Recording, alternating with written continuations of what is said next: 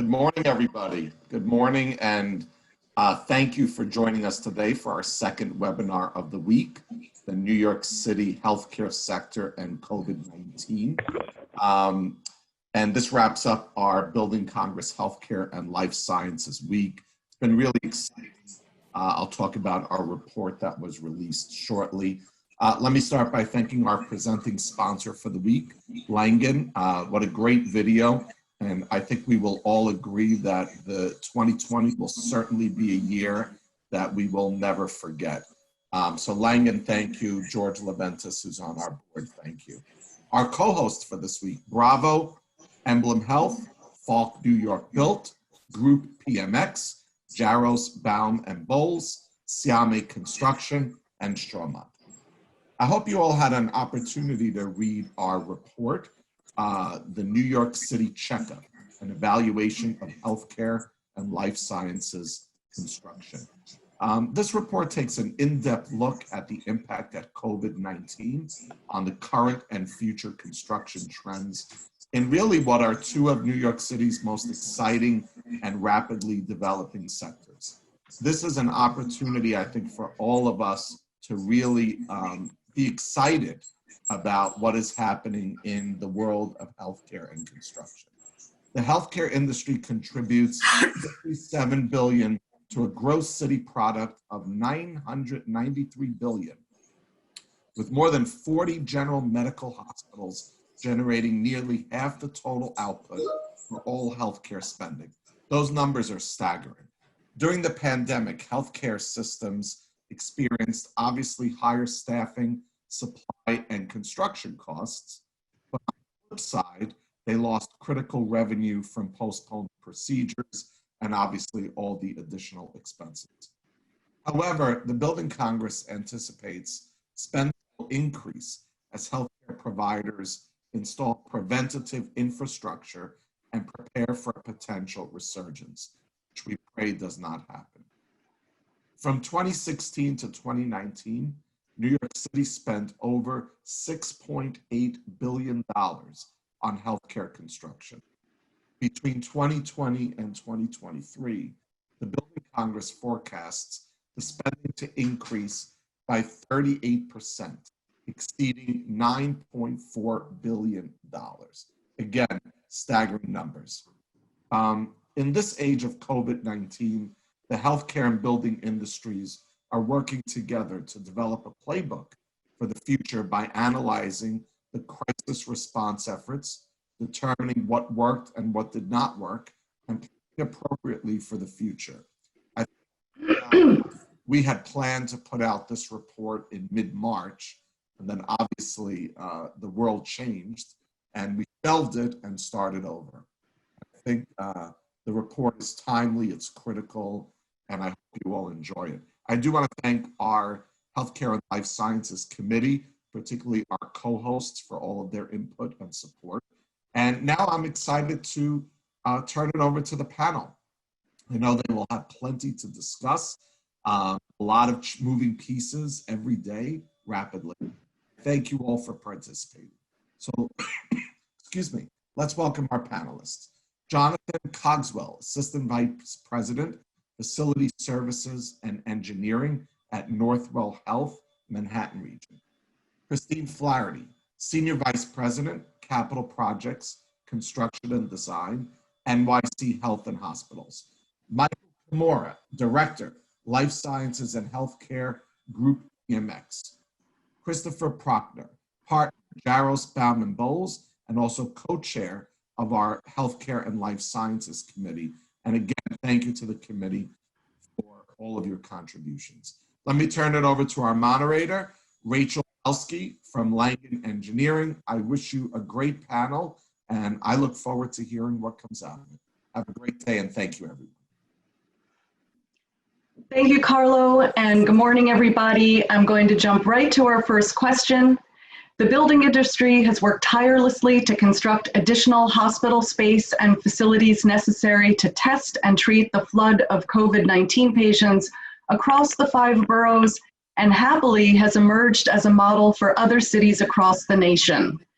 So what were some of the changes to facilities that will be permanent for the healthcare industry?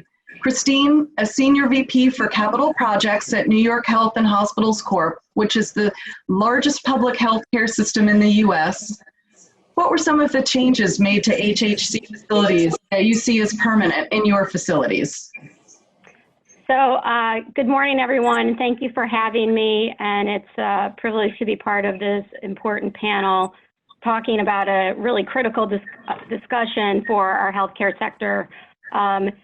During the height of COVID, we transformed our facilities and essentially turned them into full-scale ICU and lower step-down ICU facilities caring for thousands of COVID patients concurrently in both our ERs as well as our ambulatory settings.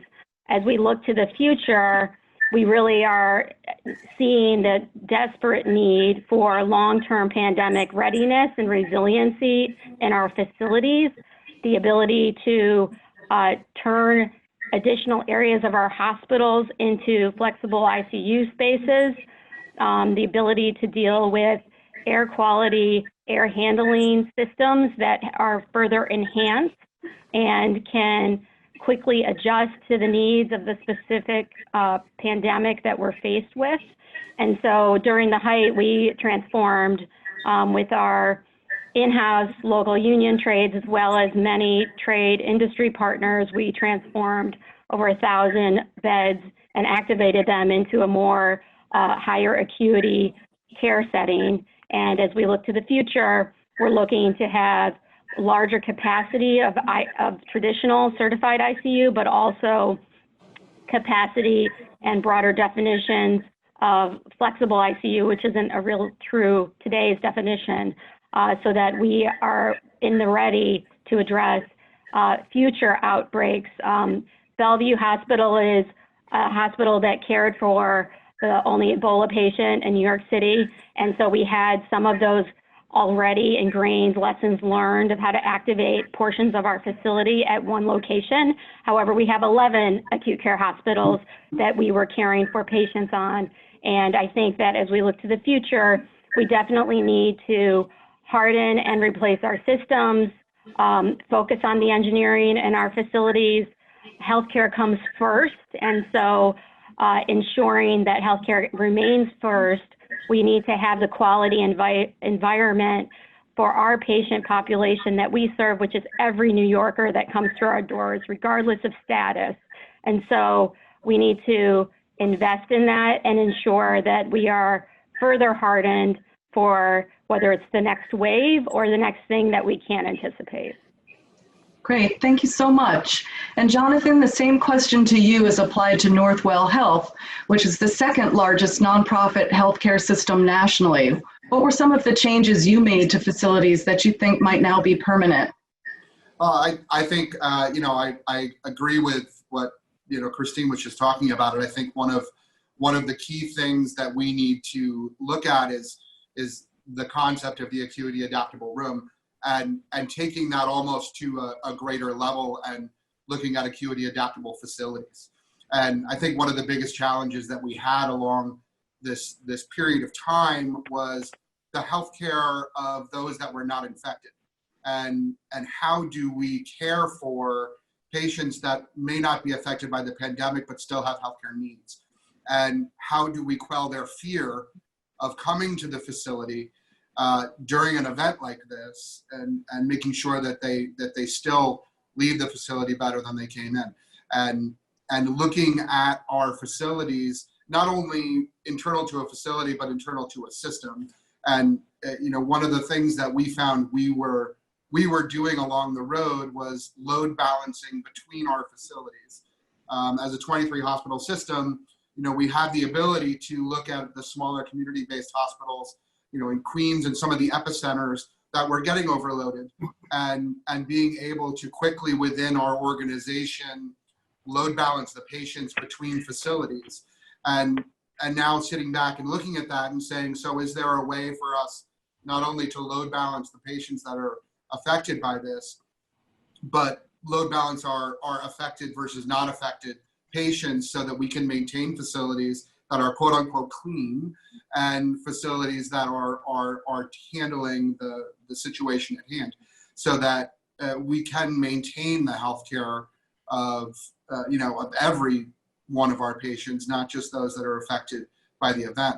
I think also finding ways for us, as I mentioned before, looking at acuity adaptable facilities. How can we create facilities that we can truly almost cut in half, or even go unit by unit, and be able to enhance the infrastructure in our facilities to be able to take a unit relatively quickly, and at the flip of a switch, and be able to create a negative pressure unit out of it, so that we can keep the rest of the facility as safe as possible, and maintain the safety of our staff in tandem with treating the different levels of patients. Mm-hmm. Great.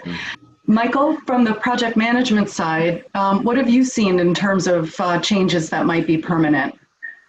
Some of the changes I've definitely seen right off the bat is a much stronger emphasis on flexibility. As we renovate existing spaces or plan on program for new future spaces, a lot of the emphasis and a lot of the stress is going to be on the ability to Jonathan and Christine's point, is to have that ability to convert spaces to the needs of whatever the next pandemic may be.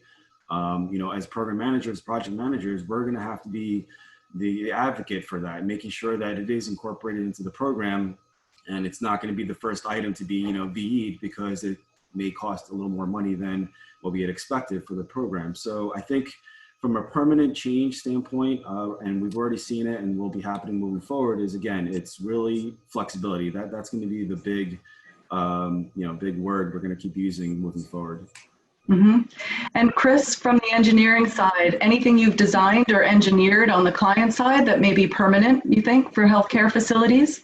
We're always the bad guys, because we're the ones who spend the money on things you can't see. We're the stuff that's buried behind the wall, et cetera. But clearly we're dealing with a respiratory and circulatory disease, and the focus really is on air, medical gases, and power. From an air perspective, FGI talks about a MERV-14 filter, but an aerosolized virus particle, they're only about 80% efficient in filtering those out. So considerations to go up to MERV-16, which is an easy retrofit on an air handler, and we're starting to catch about 95% of those really small particles. And if the system can handle a HEPA filter, both in size and in static pressure on your fan system, clearly that's something that we want to go to, because now you're 99% filtering those things out. Air change effectiveness, right? Patient rooms or FGI minimum 6 air changes. If you go to the CDC website, that only gets you about 46 minutes time worth of getting 99% of airborne contaminants out of the room. If you go to an ICU type room at 12 air changes, it cuts that time in half. So we want to look at ventilation effectiveness and removing airborne particles. Clearly want to make things negative so we can protect the core and the healthcare workers and keep the particles contained within the sick patient room. And med gases, right? We want to look at vaporizers. Are they size? Can they keep up with the volume of oxygen that's needed? Do we have enough bulk oxygen? Distribution, in some cases we were placing risers in hospitals as this was going on. Horizontal distribution, just nominal changes in pipe sizes can get you many, many more devices on those systems. Mm-hmm. Power as well, right? Clearly, if you have a ventilator, you need the power to support it. It should come off your critical care branch. If you don't have the med gases available, you need to go to an onboard compressor. They're 13, 14 amps. That power just doesn't magically appear. You need to, really plan for these types of things going forward. Great. So with all this mobilization and quick change to facilities, tell us some of the lessons learned from this experience that will influence particularly how we design and construct these future facilities. Jonathan, has Northwell's response to the pandemic influenced how it will plan for future facilities? Absolutely. I mean, we're pretty much taking a wholesale look at all of the large scale projects that we have ongoing, to see if there are things that we need to be tweaking and adjusting to make them more pandemic ready. It's not just focused on inpatient.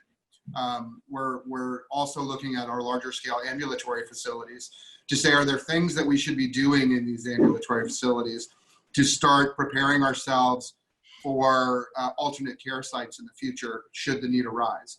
Are there relatively simple things that we can put in place to take us a step closer to being able to convert those at a later date? Does an exam room need to get 10 square feet larger so that you can put a bed in it later? Does it, just looking at all the different options to say, are we being smart? And I think, as I was mentioning before, looking very specifically at the patient room and,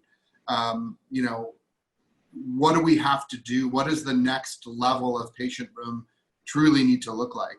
As we look at expanding our inpatient hospital facilities, is there a new design to a patient room that we need to be thinking at? Are there different types of airflow that we should be looking at, to Chris's point? Do we need to go almost more to a design of an OR type airflow than the normal ceiling discharge, ceiling return? Do we need to prepare rooms to be able to have ante-rooms at a moment's notice?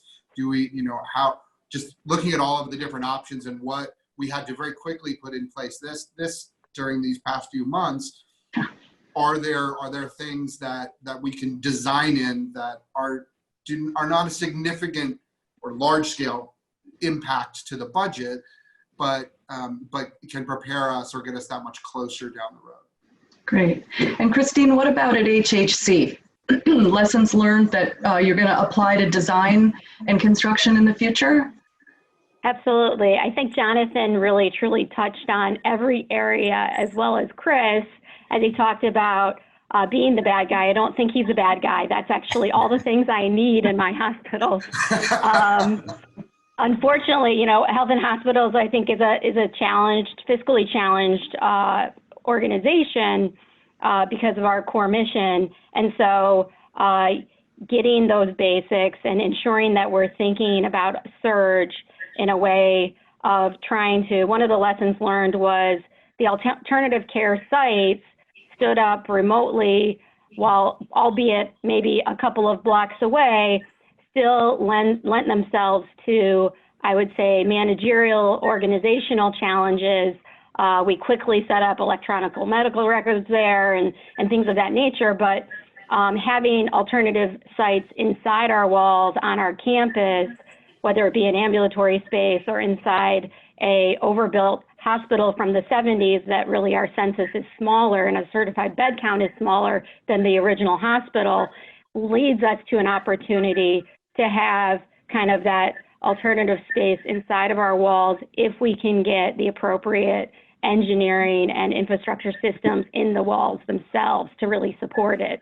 So I think that what we did learn was that when we surged within our walls, it was an incredibly more effective route.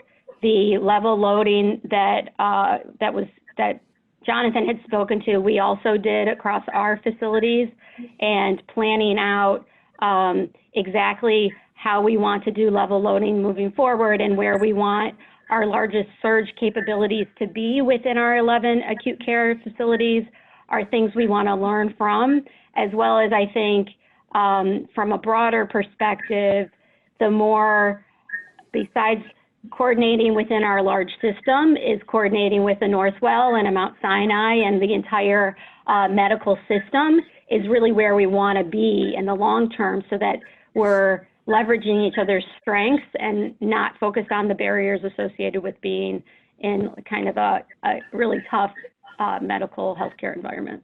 Yep, makes sense. Chris, how are you addressing lessons learned with your healthcare facility clients?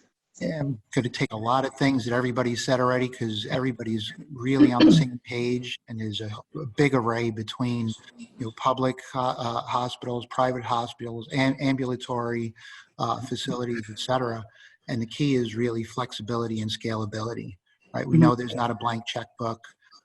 There's some simple infrastructure upgrades, like if we're going to do a bed floor renovation, your typical half-inch oxygen line you know, if you just make that 3/4 inch instead of that 1/2 inch, very low cost, you're getting 3 times the amount of oxygen. If you go to 1 inch, you're getting 6 times the amount of oxygen. Now you can get, you know, from 7 devices in a COVID type of arrangement, you can get over 40 devices hooked up to that same oxygen line. So how do you make things affordable over time and scalable?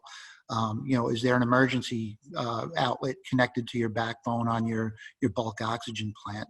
So this way you don't have to necessarily upgrade your existing plant. You can maybe get a roll-up connection from a skid-mounted oxygen system that could be brought in an emergency basis. So you really want to be able to flex to the volumes. So when the mayor or the governor kind of says, hey, I need to double capacity, folks can do it, you know, relatively quickly instead of scrambling like we did in the last couple of months. Yep, makes sense. Michael, anything to add? How are you addressing with your clients? Absolutely. I mean, just to piggyback on everyone's discussions, it really talks about a lot about, you know, bumping up the infrastructure that's required to minimize the amount of work that's required on the back end. You know, from a project management standpoint, a lot of those items are taken out. Just from a simple review of a risk register or a VE, you know, these what ifs are always the bottom of the barrel, you know, the low hanging fruit that comes off the list right away on a VE exercise. Now it's a higher viability of this risk actually happening. I mean, the question now is, when is this surge going to happen, not what if? So that just pushes a lot of people coordinating with the engineers, the facilities, to find what unique ways we can incorporate these upgrades to these infrastructure. Mm-hmm. And everyone has touched on this so far, funding and cost. How critical is the need for funding and investment now in healthcare infrastructure? Christine and Jonathan, I'll turn to you. Christine, how critical is the need for funding now? I mean, if I could jump and shout from a cliff, I would just do that, because it's so critical. You know, everybody, I think culturally, the ether has talked about infrastructure spending and talked about, you know, our roads, our bridges, our rails, and those are all very important, or else we can't get around. But last time I checked, we all need to be saving lives, and having healthcare infrastructure funding that can invest in long-term resiliency and pandemic readiness and address the duplicative services we have to be able to provide our patients coming in our doors that are non-COVID and COVID is just so fundamentally critical that there's infrastructure spending. FEMA Category E was never opened. That puts us in a really challenging position from a standpoint of being able to make permanent, long-lasting impacts using FEMA dollars.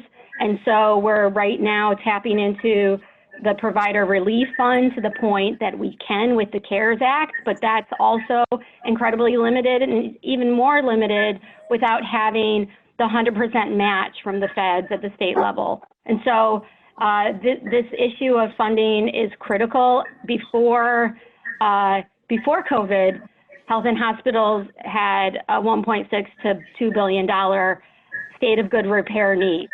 And now we have to look at all of those projects, similar to the exercise Jonathan is going through, ensuring that we're always putting the eye on energy savings and operational efficiency, which now will directly be challenged against the level of redundancy and resiliency we need in our infrastructure.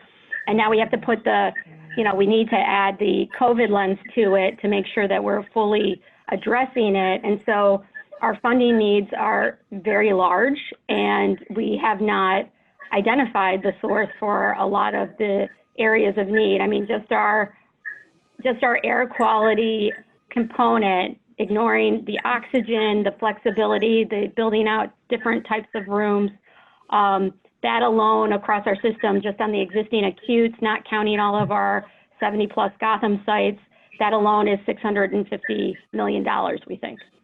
So that's, a new way of thinking, increasing our air exchanges, dealing with filtration and all of the types of spaces we need to, and that's just the tip of the iceberg. Right, sobering. And Jonathan, what about at Northwell Health? I mean, if you think about just looking at the expense that went into just reacting to this over the past 3 months. I mean, if I take Lenox Hill as an example, I probably spent, and I don't even know that I have completely accounted for everything we've spent, but I probably spent $10-12 million over the past 3 to 4 months preparing the Manhattan sites, the ambulatory sites in Lenox Hill, and responding to this event. And then you take an organization like Northwell, you multiply that out, we're talking about $250 million that directly affects our ongoing capital plan, and detracts from the capital plan that we were just beginning to roll out. And now you look at what we have to do to recover and to plan, and what are the next steps, and what needs to change, what have we uncovered that needs to be resolved, and it's staggering in its cost, like Christine was saying. It's going to be an incredible challenge to continuing to take the health system into the future when you're still reacting to the past. And how are we going to continue to advance healthcare and the delivery of healthcare when we're also reacting to preparing ourselves for these types of events? And that has to be our priority right now. We have to attack our infrastructure needs. We have to handle all of the things that we have uncovered in our facilities so that we're not caught in this situation again. Yep. So on a related topic, and facing budget constraints, how can things like alternative project delivery methods, technology, and modular construction help us build more efficiently? Michael, thoughts? Tell us about any cost-effective options that you're seeing for healthcare facility construction.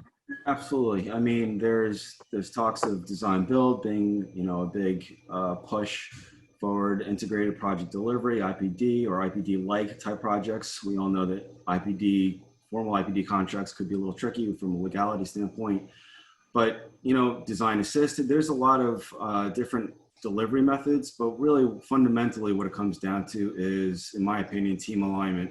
It's making sure that you have the coordination, the collaboration between the owners, the end users, the designers, and the construction managers. As long as you have that alignment, as long as you have the organization of the team focusing on the same end goal, you're going to reap those benefits inherently from that collaboration. So it's a lot of these fancy words, a lot of these different types of project deliveries, but fundamentally, again, it comes down to, are we working well together? Are we working with the right people? Are we getting the right strengths from each of these people? If not, then, those are the difficult decisions we have to make. We have to get rid of the people that are not helping the cause. And I think that's really the main focus of how we could be a little more cost conscious and a little more lean. Mm-hmm. Chris, any input? What's your take? Mike really nailed it. I mean, it's all about the people. And, we had an amazing experience with Turner at one location and AECOM at another location for the alternate care facilities that the Army Corps of Engineers, put in place a couple of months ago. And, when you're trying to put 10 megawatts of power, 2,000 tons of air conditioning, medical gas, fire alarm, sprinkler, et cetera, and get it up and running, tested, commissioned, and balanced in 28 days, you better have the right people. Lean construction practices, just that friendliness with your trade contractors and for alternative considerations on how to build things. One client in a building, a hospital kind of setting, was a big lesson learned with him was spend each dollar wisely. Right? Try not to do things on a temporary basis, because you're going to spend more than that $1 to get the same end result. Try not to phase things over multiple phases, because you're going to spend way more money than if you did it right once the first go around. So all about the people, all about the approach, and a lot of good things can happen. And Christine, Jonathan, any response to those answers? And what's your take on some of these alternative project delivery methods? I mean, you manage large teams, big projects. What do you think?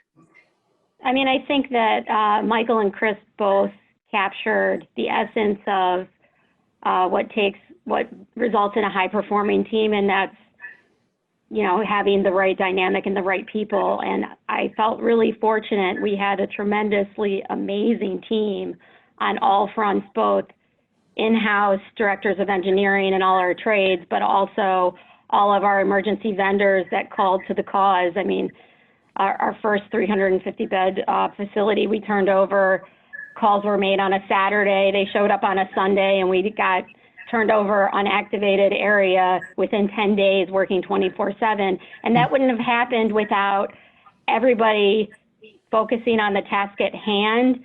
In one of my cases, I had 3 different CM firms working on specific pieces of the assignment. I said, I don't care what company you're from, just bring me people and let's get it done, and we did.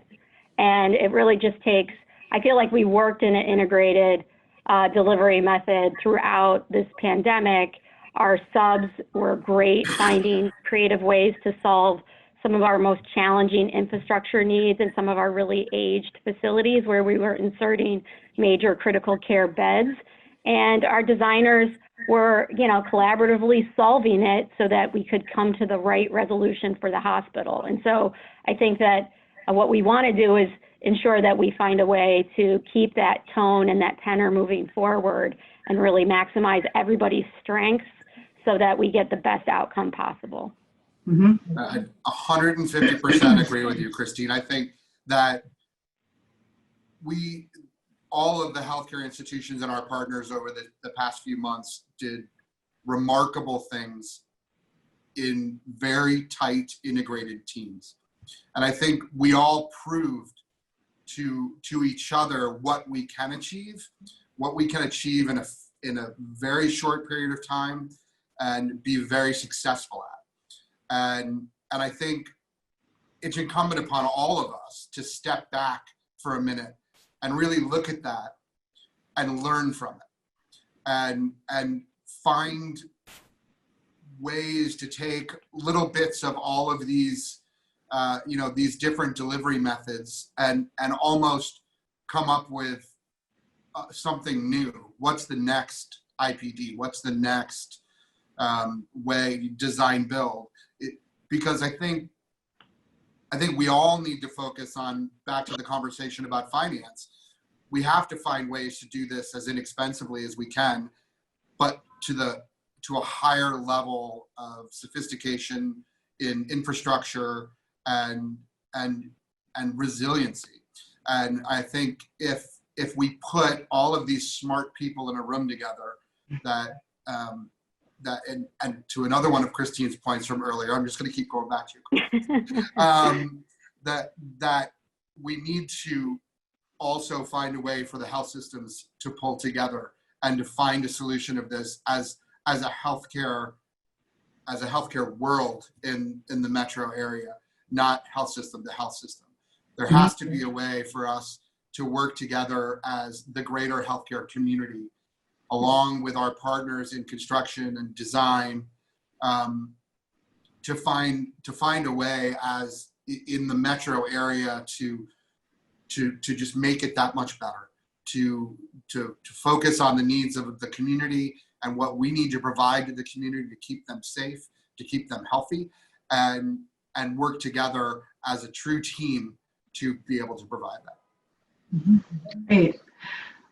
So people are talking about a resurgence in the coming months now, maybe with the colder weather, resurgence of COVID-19 here in the city. So what is lacking or may not have been implemented yet that can best prepare for a second wave? Anyone want to take that on? I'll jump in. I mean, I'll just say, no, I'll just say that I think a lot of it is very quickly looking at what we have done and what we're going to maintain, and making sure that what we're maintaining and what we've done is truly ready. Okay. You know, some of these things, because we had 48 hours to turn a unit over, may not have been done as well as they could have been. And we're kind of going back and reviewing everything that we did do, and trying to harden them in a way. And also evaluating some of the other alternate care sites that we created. We created 3 or 4, tent-based alternate care sites around, and thinking about okay, so we're talking about a resurgence. We're talking about a resurgence that we're planning for in the fall. You know, what other things come in the fall? Oh, right, hurricane season. So I now have tent-based facilities during hurricane season. Not gonna do So well. how do we take those and port those to, you know, to a different location to make sure that we're focused on the other things aside from the pandemic that could affect some of these alternate care centers. Right. Yeah, I would agree with Jonathan. He put the tents. I felt like a ringmaster with how many tents we were putting up everywhere for all sorts of different reasons. First, it's a testing tent, then it's a queuing tent, then it's back to a testing tent, depending on how much reagents we had. But I would say that, you know, we are trying to do the enhancements. You know, we did something quick and dirty. Not that it was dirty, but, you know, quick. And when that happens, at times, you're not able to fully bring it to the level that you would want to bring it. And so it goes back, I think, earlier, I think Jonathan called it an acuity adaptable room. So those spaces where we flexed ICU or ICU, lower acuity, step down ICU into non-traditional spaces, what do we need to do to add those, you know, to add enhancements to those areas to improve aspects of care so that they're in the ready? And we're doing some of that right now.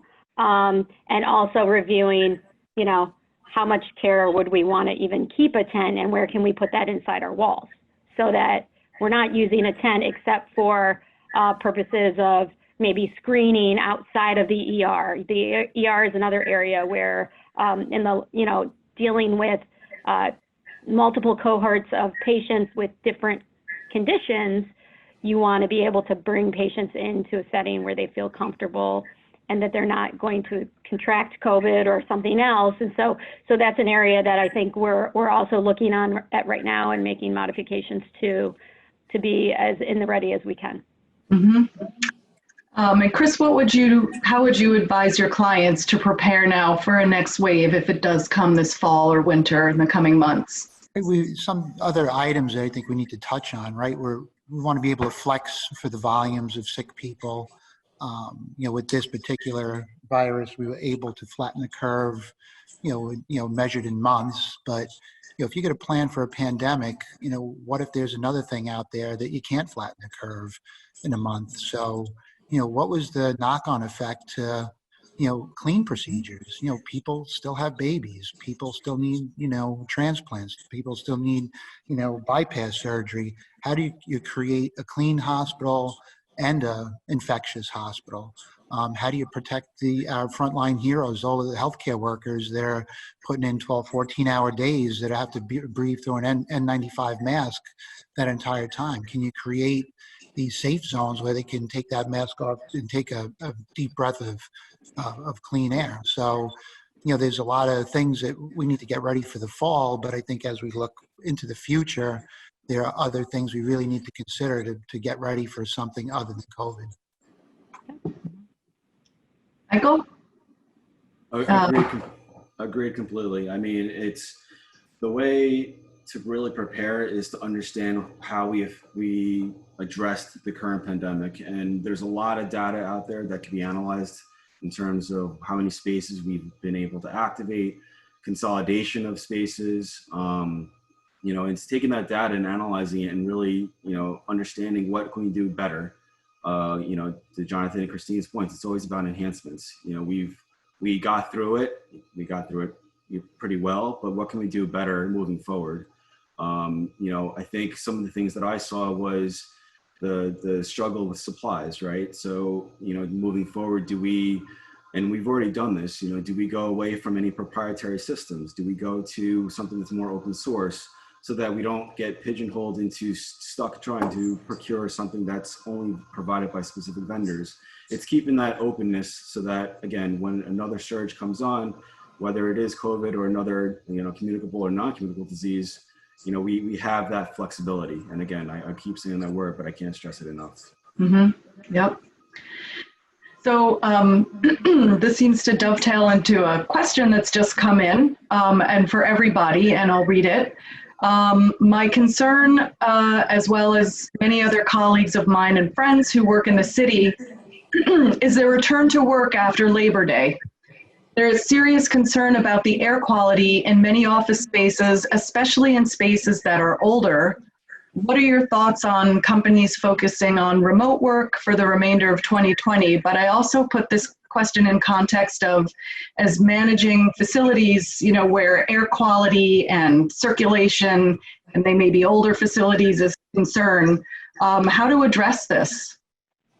We've been giving many presentations to our commercial clients, and the real fundamentals on the landlord side for making the buildings ready really stem from the healthcare sector, right? It all stems on ventilation air. It stems on filtration, proper filtration, humidification, if we could do that, and UV lighting where appropriate. So we want to take those tried and true measures from a landlord perspective, what they can do to enhance the building systems to make for a safer environment.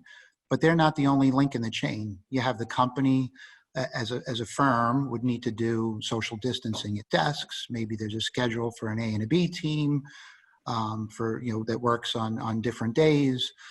There may be touch-free things we want to do in core bathroom areas.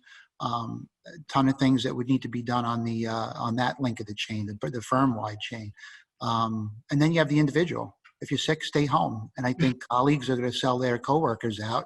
If they're coughing and sneezing, that's the radius of influence. A little bit different than a hospital. We have a big concentration of sick people, but an office environment, if you have the right air filtration, right ventilation as two minimum fundamentals, and folks are doing the right thing from a personal hygiene standpoint and staying home when they're sick, you should have a pretty good work environment. My only worry is the transients, getting to and from the office. I'm not so concerned about the office itself. It's the subway ride, it's the train ride, it's the bus ride in confined spaces where you're breathing common air from other people. Anyone have anything else? We have another question that's come in. How are these lessons learned being translated, communicated to the rest of the country, those that are now experiencing what we have already experienced? Christine? Sure. So I'll talk a little bit. We are collaborating with other health systems who are, to try to communicate and provide connectedness. During the height of the pandemic, we had so much amazing support of both philanthropic meals for our healthcare heroes, so many different pieces, and we really want to make sure we pay that, when the DOD showed up and staffed up our hospitals because the alternative sites were kind of not so full, those were tremendous game changers for us. And so we've been in contact with multiple peers down south and west. And just yesterday, we were on the line with Dallas and just giving them advice, connecting ourselves to our peers so that they know there's somebody they can reach.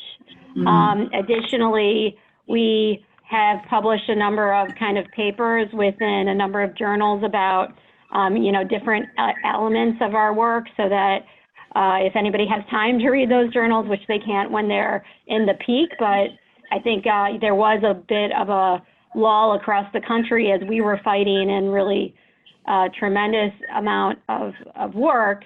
For us, it's therapeutic to help. For us, it's kind of, we're able to talk about something that they're about to go through. And so we also have a big Helping Healers Heal kind of program, and we're looking at maybe doing some consulting and telemedicine support and psychological support, because that's really now people afterwards, they kind of get into that shell shock post-battle mode, and you want to make sure that you're supporting all of our individuals and our staff. So we're doing our best to connect wherever we can to other public systems across the country that are getting inundated or may get inundated. Yep. Once again, looking to New York City as a role model. Anyone have anything else to add? Jonathan, in your experience at Northwell Health, is there a way to share what you're doing with others now in the U.S.? I think one of the things that's been that I hope has been helpful to our partners around the country are events like this. There's been a good number of these events that have been held by some of the national organizations where people are just getting together and talking and listening and have the opportunity to ask questions and connect. And I know some people have reached out to me after events, and I've had conversations with them and answered any questions they may have, tried to help in any way possible. And I know we're doing the exact same thing on the clinical side, as Christine was saying. I mean, we have started arranging groups of nursing staff, physicians that are going to Dallas or going out to California or going down south to help because they came here. And now they need the help. So we're, sending the favor back and doing all we can to support. And we as an organization are always here, and we have contacts across the country, and we're always in touch with them. And if there's anything, people need, they reach out. Mm-hmm. Awesome. With technology nowadays, Zoom, Microsoft Teams, WebEx, the reach is incredible. And you have organizations like New York Building Congress that host these forums. I mean, it's incredible how easy it is to communicate this information, and just teaming up with having conversations with our CM partners or owners. Just a 5-minute conversation covers a lot of information, so it's incredible. Mm-hmm. Yeah, this teleconferencing is just the way it's exploded. I mean, I remember the beginning of April, our physicians were on a video conference with the physicians in Wuhan, and just learning, and that it was a constant communication with physicians all over the world, in Italy and China. It was remarkable. Mm-hmm. And the ASHE is a national platform. They've got some great resources. They got a great website, pandemic readiness. They have positions on what you should do with converting patient rooms to, COVID ready, if you will. So great organization. They have a couple of events annually. It'll be a little bit late for next year, but I'm sure there'll be a ton of talks on it and, hopefully live. But they've got a great resource online. And if you go to their website, a lot of good information there. Great information. So here's a construction-related question. If it were possible to find government funding, what are your thoughts about the viability of large-scale modular mobile hospitals that could be deployed nationally to complement surge capacity when needed? Anyone have any thoughts? I hope they come with staff and supplies. I think that, what we realize is, at times we were moving faster than we could on getting staff in place, and our clinical leadership did amazing work having to get, contracted staff to staff areas that we were turning on. And so I think I'm a huge proponent for modular and prefabricated construction generally. I think it can really drive savings and higher quality when really enough time is put together in the planning and the work between the manufacturer and the intent.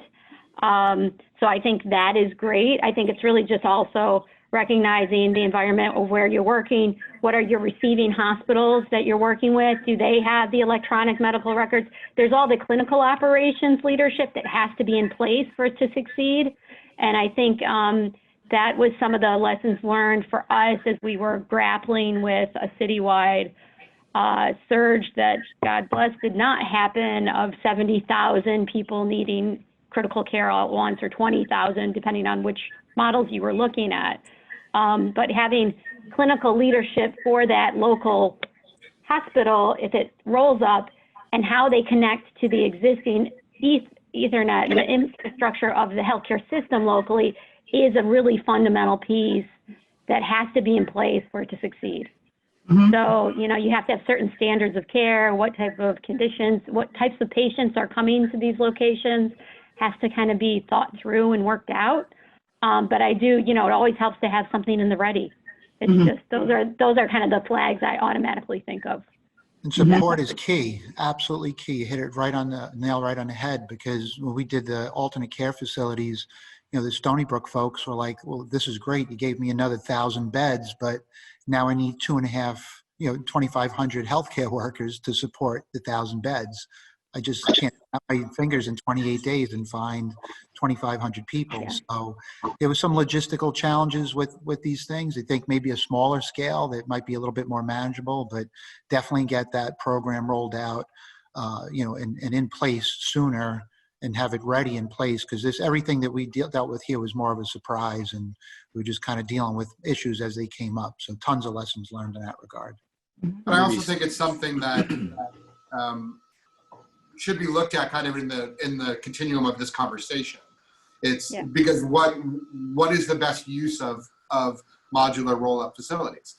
If you're talking about a surge kind of capacity, is the better use for that to roll it up and have that be your clean facility, and have that be a lower acuity patient where you take your med-surg patients to decant them out of the main hospital so that you still maintain the higher acuity patients within your four walls, and use that as a way to decant versus rolling up ICU beds where clinicians are going to now learn a new facility, and how are you going to get your imaging in there, and how you're going to get, and all that fun stuff. So it's kind of figuring out, I think it's a great idea, although I have no place to put one.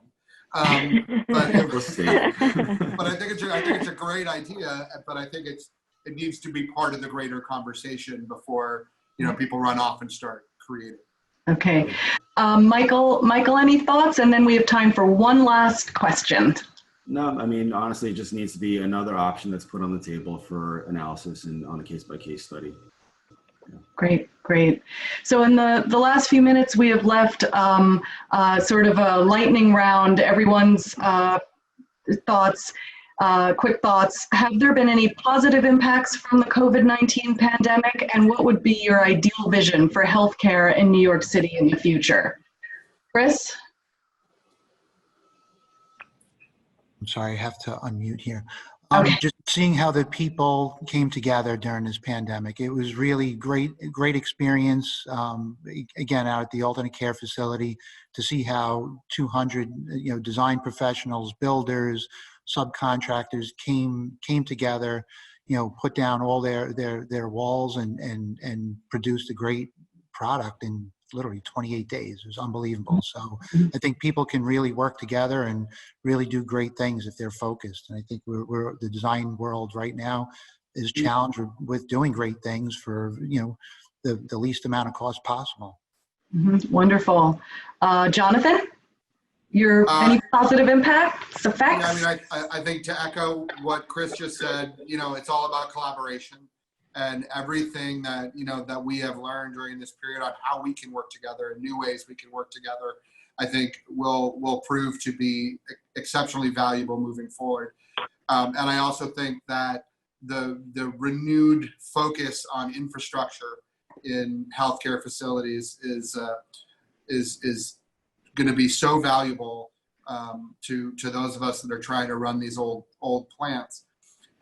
That we have the focus, and now is the time to jump on it and do all we can before the focus diverts away. Right.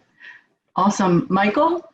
Yeah, as a mechanical engineering background, that's like the most beautiful thing I heard is the stress on infrastructure and not leaving it on the back burner. And I honestly think the healthcare sector just further proves how resilient we are in situations like this, and how we can adapt and adjust to any circumstance.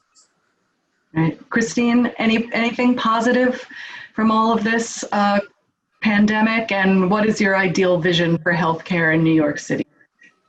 To work with all the people on this panel, as well as the industry, the way we did during this pandemic. I mean, we accomplished so much we should all be tremendously proud of, and to advocate so that we can all advocate for that healthcare infrastructure funding. We need it today, and we need it committed for a decade for us to deal with the decades of disinvestment we've had because we've been back burner.